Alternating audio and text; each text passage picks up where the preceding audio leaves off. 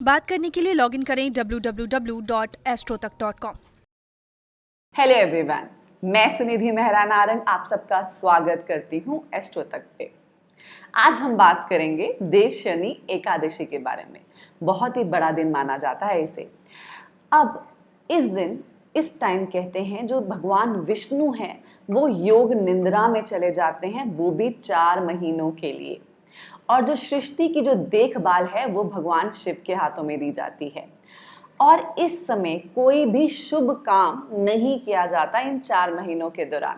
जैसे कि अगर आप अपनी शादी के लिए, अपने बच्चों की शादी के लिए मुहूर्त ढूंढ रहे हैं, या आप बच्चों के मुंडन के लिए, कोई भी शुभ काम का जो मुहूर्त है इन 4 महीनों में नहीं होता।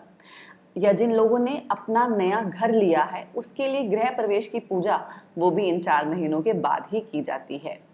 तो कुल मिलाकर कोई भी जो शुभ काम है ये 4 महीनों में नहीं किया जाता, क्योंकि कहा जाता है कि जो देवी देवता है वो भी इस समय निंद्रा में चले जाते हैं। अब एकादशी यानी कि जो देव शनि एकादशी है वो 19 जुलाई को 9:59 पे शुरू हो रही है।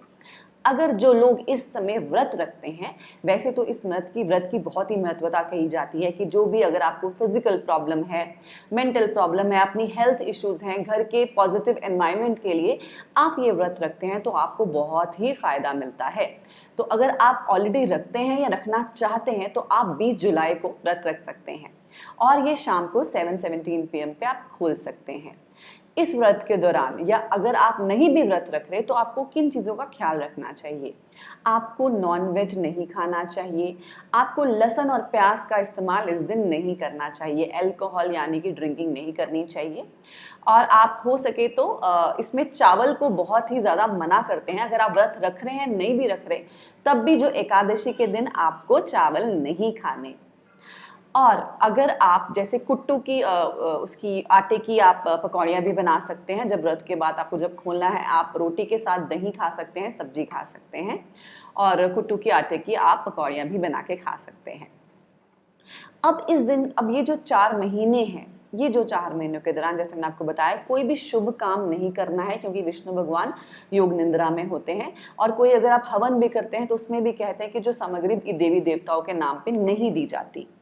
अब ये आषाढ़ के महीने में आता है। अब इसकी भी क्या पीछे स्टोरी है कि जो चंद्रमा है वो पूर्व आषाढ़ नक्षत्र से वो उत्तर आषाढ़ नक्षत्र की तरफ आता है।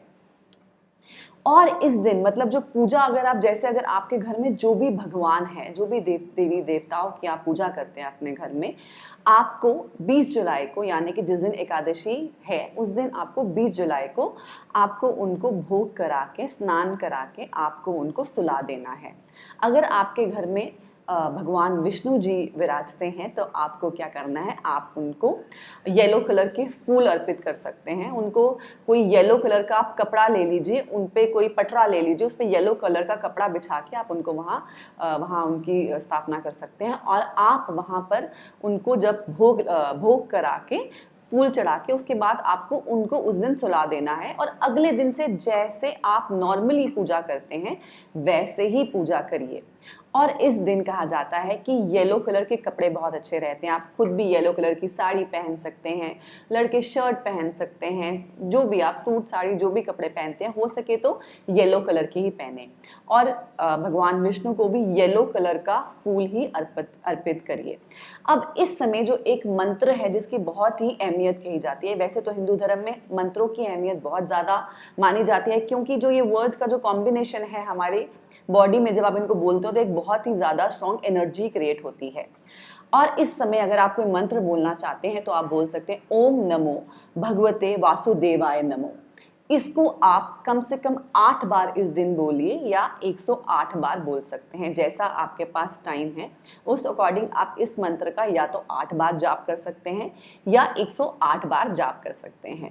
तो आप एकादशी में, जैसे मैंने आपको बताया कि भगवान विष्णु और देवी देवताएं वो योग निंद्रा में चले जाते हैं और 4 महीने के बाद ही वो वापस उठते हैं। तो अगर 14 नवंबर के बाद से जो शुभ मुहूर्त है, आप शादी के लिए, घर की गृह प्रवेश के लिए, बच्चे के मुंडन के लिए, वो शुरू हो जाएंगे।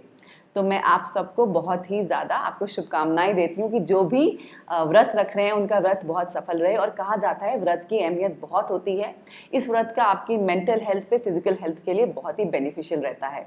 तो जो व्रत रख रहे हैं उनके लिए बहुत अच्छा निकले, और अगर आप नहीं भी रख रहे तो इन चीज़ों का पालन कीजिए। आपको लहसुन नहीं खाना है उस दिन, आपको चावल बिल्कुल नहीं खाने हैं, प्याज का इस्तेमाल ना करिए, और ड्रिंकिंग और मतलब अल्कोहल का आपको इस्तेमाल नहीं करना है, और वेजिटेरियन खाना ही खाइए। Thank you so much.